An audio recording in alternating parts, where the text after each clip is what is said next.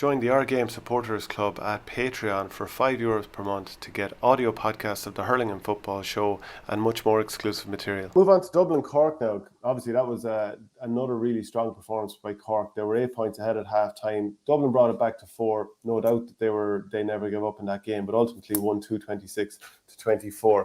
You've just go through that forward line for Cork. They'd all scored from play in the first half. Conor Cahalane was more or less dropping out to midfield. You had Jack O'Connor and Patrick Horgan largely on the inside, and then Seamus Harnedy foraging. He scored 4 from play. He was brilliant. Like, he's at 2013 form. I mean, when Seamus Harnedy is flying, Cork are flying. Then Shane Kingston, he had a very quiet game. He was taken off again, but he did score a goal just before half time. Jack O'Connor, and I said this in the reaction video from Semple Stadium the other day, when he gets the ball, turns and goes, it is like looking at an Olympic 400-meter sprinter kicking from home.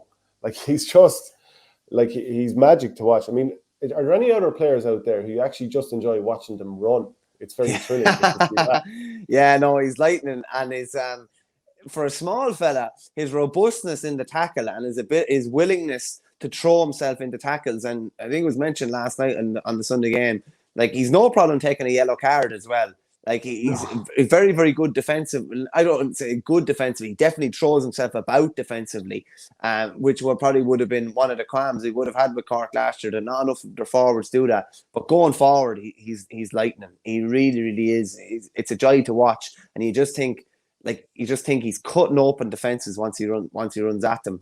And they needed kind of a player like that, maybe, who was a bit more direct. Over the last couple of years, they've probably been taking the easier option far too often. I think he has no issue if he doesn't score at all. He just wants to put defenses on the back foot and create opportunities even for other lads. You mentioned about Harnedy. We talked about him being probably one of their only outlets for a longer kind of a puck out. I think he drifted into some great little pockets of space the other day, and Patrick Collins was able to find him.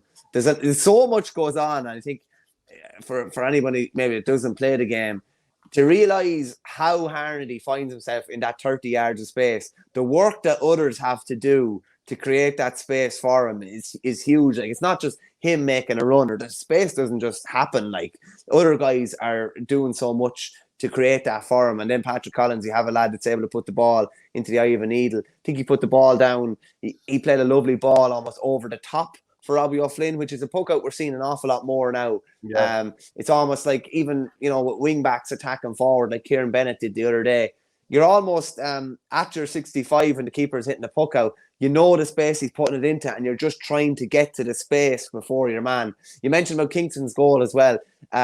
So just something I noticed looking back on it. Patrick Horgan does unbelievably well. He's actually on the ground where the ball is going to go when Kingston's pulled, and he just jumps up out of the way. Really good instincts, just to actually clear the path for the ball. But Cork, we talk about their forward line and what they can do up front, and they can kill teams up front. But it's at the back where I would be a lot more impressed. Obviously, Dublin had a couple of chances early, and Collins made a good save. I think it was from Ronan Hayes early. But they're definitely a lot steelier. They've conceded 3 goals in this year's championship, averaging 1 per game. No goal the other day. And obviously that there was a penalty goal against Tony Kelly.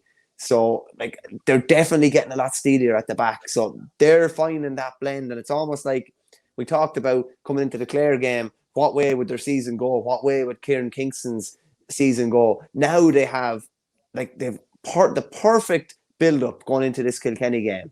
They put up to the All-Ireland champions to a point in that Munster semi-final. They've beaten Clare in a real barn-burning game. They've been able to keep Dublin at arm's length and scored the last 4 points the other night. Now they are perfectly set to play Kilkenny at the weekend, and they will really, really fancy their chances too.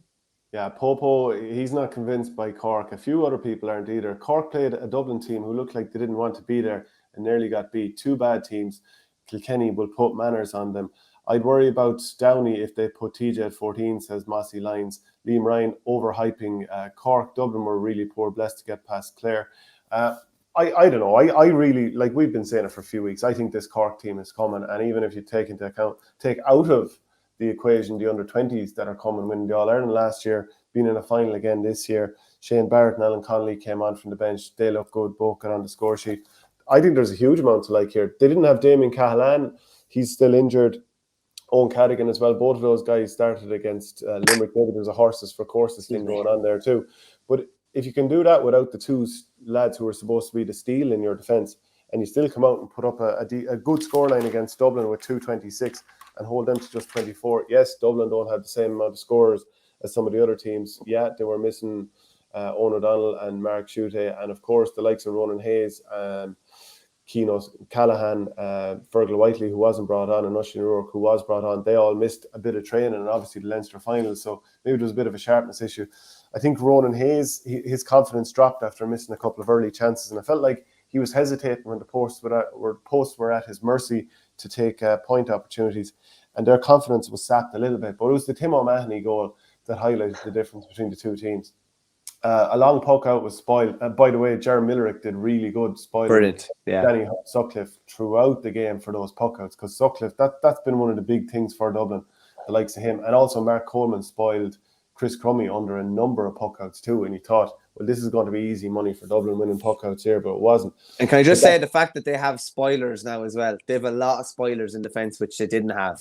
Like they have lads that have no problem sacrificing their game, which I'm not sure that would have been the case a year or two ago. But sorry, continue about Dublin. Yeah, and Niall O'Leary did well in the likes of Keane Boland. There's a lot of good matchups there, and I can't wait to see them against Kilkenny. I think that's going to be a brilliant game. Cork faded out when they met in the quarterfinal 2 years ago, and it was like everything we've said about Cork for years was manifested in that game. They just didn't want to know in the last 15 or 20. Like with 15 minutes to go, the game felt like it was over, even though the scoreline wasn't that ridiculously. They weren't that far behind. But I think there's a little bit of a different metal about them now.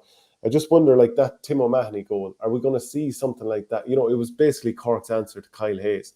Robbie O'Flynn won the break for puck out, burst through two men, fed the ball onto Tim O'Mahony. But what was brilliant then is the Cork forwards weren't really dumb and just clogging up the middle.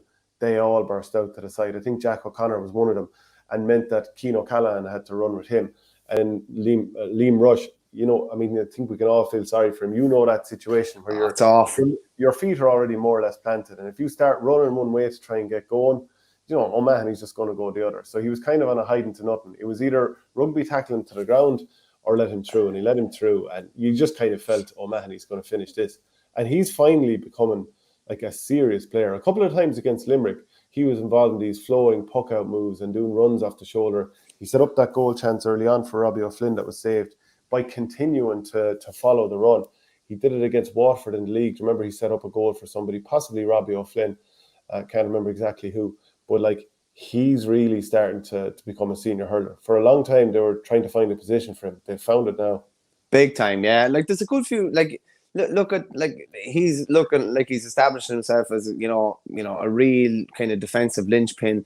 You have a load of other new faces as well. Conor Callahan, Jack O'Connor, Niall O'Leary. There's a lot of guys all of a sudden now that are looking like really accomplished senior hurlers, and I would obviously look forward to it in the Thursday show. Kilkenny will present, different challenges to them.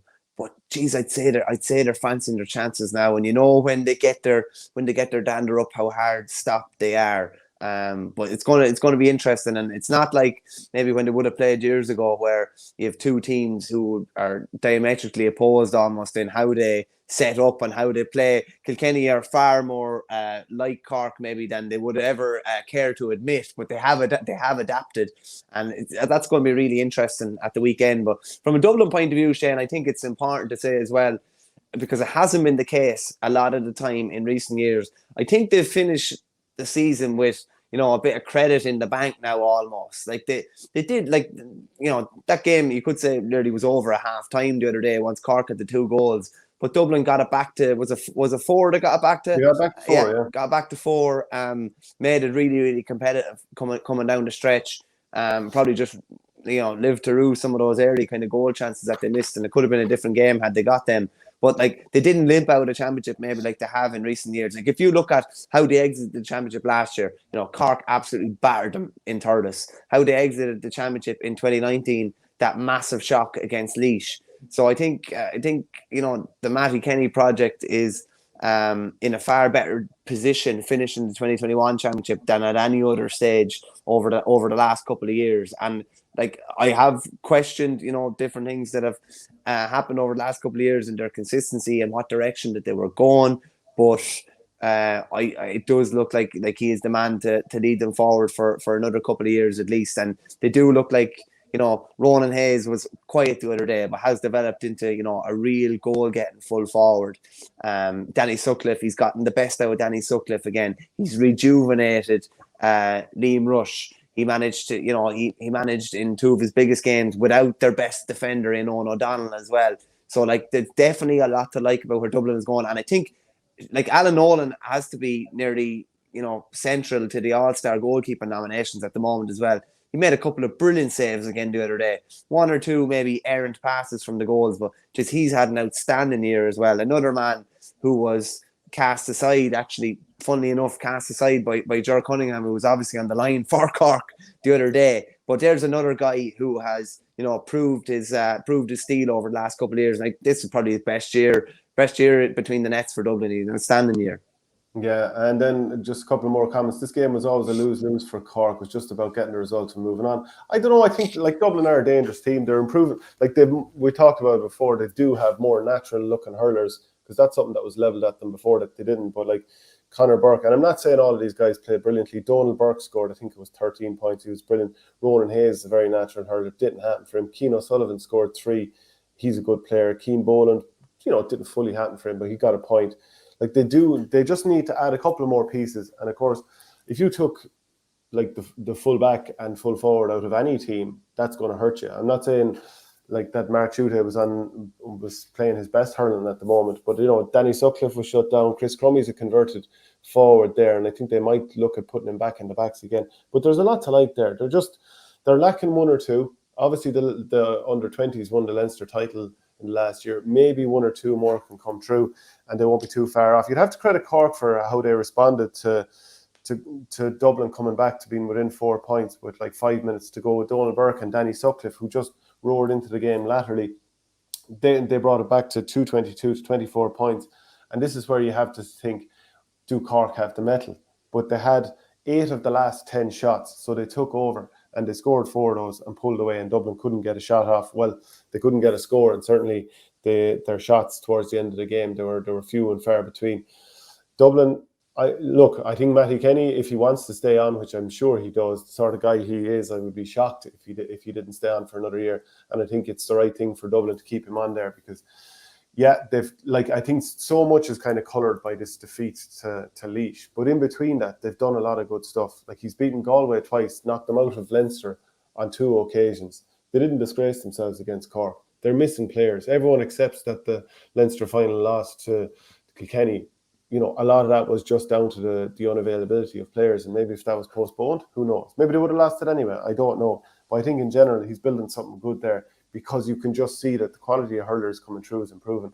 But I'd say the other thing about Cork is they're used to the ball. The thing that I give out about Tipperary for, like Tim O'Mahony hitting beautiful crossfield balls. They weren't all beautiful, but like he hit one beautiful one in the second half where Horgan spun.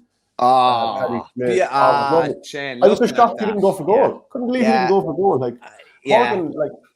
Horgan is the perfect example now of how keeping an experienced player, like they don't have 4 guys who are in their 30s in there. Horgan is 33, but he's surrounded by young lads who are absolute speedsters. And it works because there's variety. Like if you had one 30-year-old, 32-year-old in the backline for Tipperary and he was surrounded by machines, flying machines around him, he can sort of conduct the orchestra. And that's what Horgan's able to do at the other end. So it's not about getting rid of all the old players or anything like that. It's about how do we use them wisely and get that balance right. And at the moment, it looks like Cork are. Didn't even mention the running of Dara Fitzgibbon. He didn't score, so then maybe that's why he didn't come up. But like his control of the ball in tight situations, the way he burns away from guys, their game against Kilkenny is going to be absolutely brilliant. It's going to be such a test of steel. Cork haven't won at Croke Park in the championship since 2014. Is the time now? Yeah, I'm probably gonna have to look at that Dublin game again and they might look back at the Leinster final again, even look at the Kilkenny Wexford game again.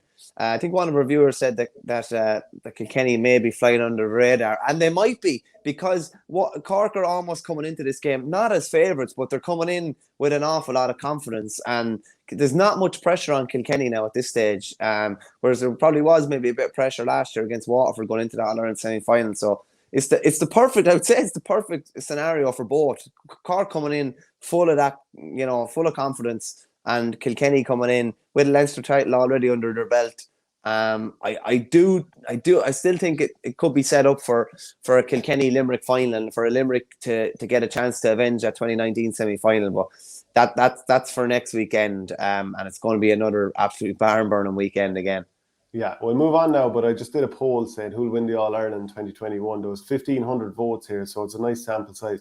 57% said Limerick, 12.7% said Kilkenny, 12% said Cork, and Waterford 18.3%. So in order, it's Limerick, Waterford, Kilkenny, and then Cork. So there's very little between the two of them. Join the Our Game Supporters Club at Patreon for €5 per month to get audio podcasts of the Hurling and Football Show and much more exclusive material.